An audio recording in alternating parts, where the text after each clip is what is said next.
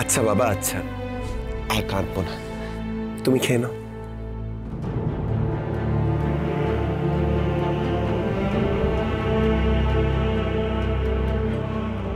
আমার চোখে কিছুতেই জল আসতে দেব না আমি।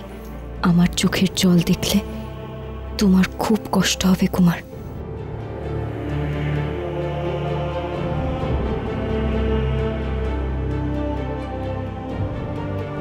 যে বিষ সমস্ত দেহ থেকে নেমে গেল তা আবার পুনরায় ফিরে এলো কি করে?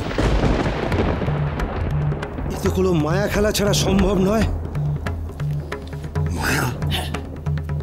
হ্যাঁ মহারাজ, আমারও এই রকমই সন্দেহ হয়েছিল। হ্যাঁ, মায়া মায়া ছাড়া এ কোনোভাবেই সম্ভব না, এ আমার দৃঢ় বিশ্বাস। নিশ্চয়ই ওই শয়তানি রাক্ষসী কটকটির কাজ। মহারাজ, সত্যি যদি ওই কটকটির মায়ার প্রভাবে এই বিষক্রিয়া হয়ে থাকে, তবে যে কিরণমালার জীবন সংকটে পরিণত হবে। তাহলে কি আমার কিরণের কণ্ঠস্বর ফিরিয়ে আনার আর কোনোই উপায় নেই? মহারানী, বিধাতাকে স্মরণ করা ছাড়া আমাদের আর কিছু করার নেই। বেশ বেশ, তাহলে আমরা দুই মা নিজেদের প্রাণপণ করে কিরণকে সুস্থ করে তোলার জন্য ঠাকুরের কাছে প্রার্থনা করব। দেখি আমাদের কান্না বিধাতার বুকে বাজে কিনা। দেখি যে ঈশ্বর ছুটে এসেছিলেন কিরণের সম্মান রক্ষা করার জন্য, সেই ঈশ্বরের আসন টলে যায় কিনা আমাদের কান্নায়। দেখি। আসুন মহারানী রূপমতি। আমিও দেশে বিদেশে দুধ প্রেরণ করব। আমাকেও জানতে হবে এর প্রতিকার কারোর জানা আছে কিনা। কেন কেন এত নিষ্ঠুর হলে তুমি ঠাকুর? বিষের জ্বালায় ছটফট করতে করতে আমার মেয়েটা মরতে বসেছিল। এই যে এই বুক চিরে রক্ত দিয়ে মেয়েটার প্রাণ কোনো মতে বেরাতে পেরেছি, জাগিয়ে তুলতে পেরেছি মেয়েটাকে। আর এখন তুমি ওর কণ্ঠস্বর কেড়ে নিলে। কি চাও বলো তো তুমি? প্রাণ চাও? আমার প্রাণ নাও। মহারানী রূপমতি, আমাদের দুই মাকে শক্ত থেকে আমাদের মেয়েকে রক্ষা করতে হবে। আপনি ভেঙে পড়বেন না। আমি নিজেকে শক্ত রাখতে পারছি না মহারানী, পারছি না,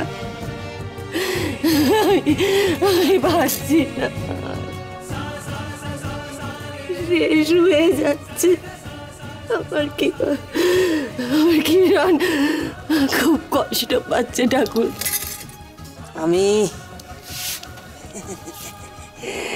আমি কিরণমালার ঘরে যাব। মরে যাই এই অবস্থায়। হেলা কটিমা, কিরণমালার এখনো যে ক্ষমতা আছে শরীরে, তোকে এক আঙুলের পেঁচে পটকে দেবে না, তখন আমার কি হবে না? ও কটিমা একটু শান্ত হলা।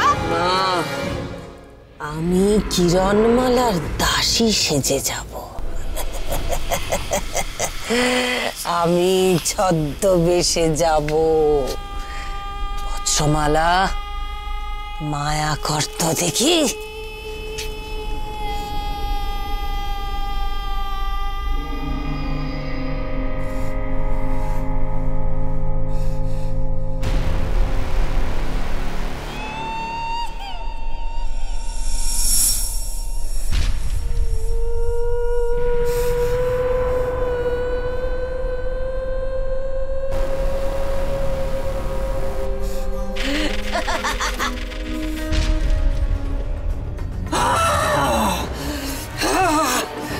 কি মায়া করেছিস তুই? কি করেছিস তুই? আমার কানগুলোর কি হলো? ফুলোর মতো কান নিয়ে কোথাকার দাসী হবো আমি? মায়া কর, আমাকে প্রহরী বানা এক্ষুনি।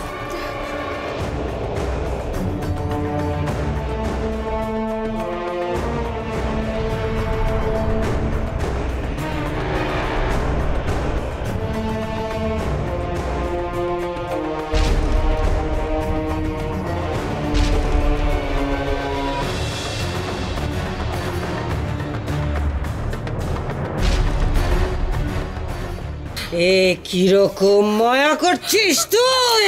কটিমা, আমি মায়া করতে পারছি না বলে আমার সঙ্গে মজা মস্করা করছিস তুই? ছেড়ে দে ওকে। কিন্তু কটিমা, এভাবে গেলে তোকে তো ওরা সন্দেহ করবে না। সেটা কি আমি জানি না নাকি? ওমা এক কাজ করি না, আমি বরং ছদ্মবেশে কুমার আর কিরণমালার ঘরে যাই। তুই যাবি তাই না? কি ভেবেছিস তুই আমি কিছুই বুঝি না তাই না? কুমার যেহেতু ফিরে এসেছে, কিরণমালার ঘরে যাওয়ার জন্য মন একেবারে হাকুপাকু করে উঠছে তোর।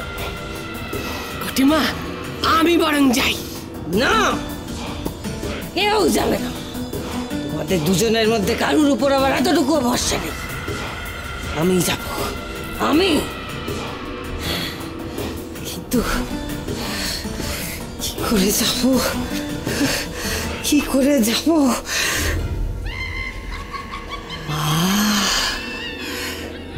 তুমি প্রাচীন রাক্ষসী মায়া জানো না? যে মায়ায় হাতের নখ, মাথার চুল দিয়ে রূপ পরিবর্তন করা যায়।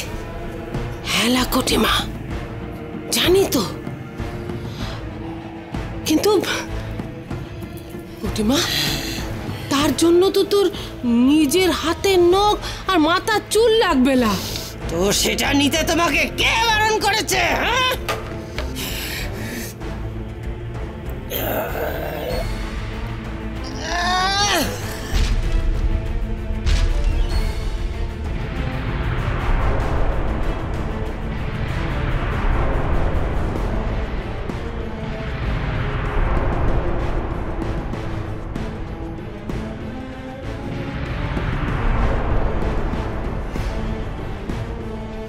কটিমা,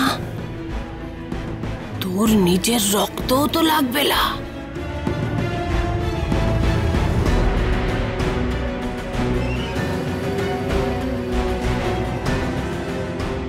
করো মায়া, করো মায়া, নতুন রূপ দাও আমাকে। সেই রূপে আমি কিরণমালার কাছে যাই। আমি শেষ করে দিই কিরণমালাকে, শেষ করে দিই ওকে।